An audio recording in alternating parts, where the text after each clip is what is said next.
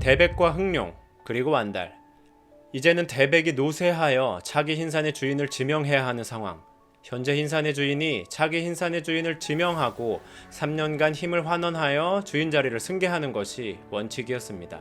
대백에게는 여러 아들들이 있었습니다. 그중 가장 강한 것은 완달인 것을 모두가 알고 있었지만 대백은 완달이 아닌 맏아들을 가장 아꼈습니다. 신하들 중에는 아직 주변에 강한 마물들의 위협이 있어 가장 강한 완달이 후계자가 되어야 한다고 청하는 세력들도 있었지만 대백은 주변의 모든 종족들도 장자 승계의 원칙을 지키고 있다며 후계 구도에 대해서는 더 이상 언급하지 말라고 엄포를 놓기도 합니다. 게다가 아들들 중 가장 강했던 완달은 여진과 함께 흰산의 영역 밖에서 살기 원했고 그의 뜻대로 완달을 놓아주어 완달은 모란과 흥계를 낳고 평원에서 살게 됩니다.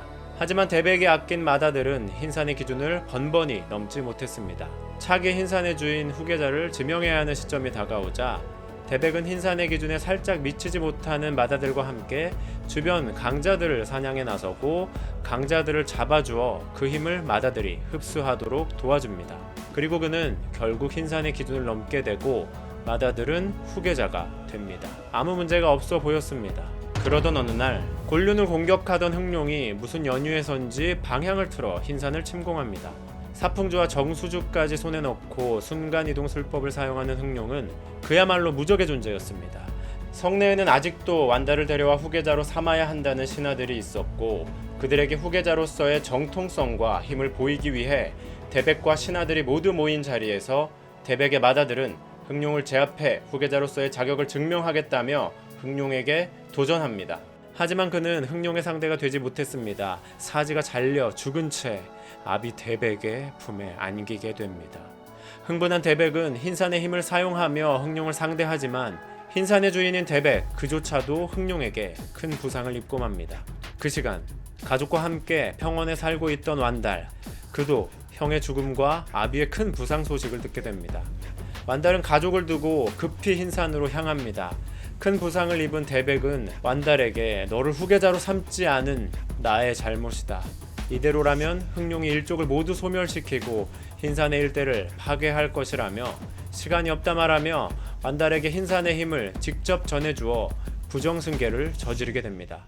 흥룡과 먼저 맞서본 구망의 조원, 그는 흥룡의 순간이동 술법을 제한하지 않으면 흥룡을 제압할 수 없을 거라 말합니다. 맹장이기도 하지만 지장이었던 완달은 삼실을 사용하는 아내 여진에게 도움을 요청하고 삼실로 자신과 흥룡의 몸을 묶어 결국 칠성월로 흰산의 힘을 사용하지 않고 흥룡을 제압해냅니다. 흥룡을 제압해내자마자 곧이어 시작된 흰산의 부름. 완달은 흰산의 힘을 사용하지 않고도 주변의 강자들을 모두 제압하고 진정한 흰산의 주인으로 등극하게 됩니다.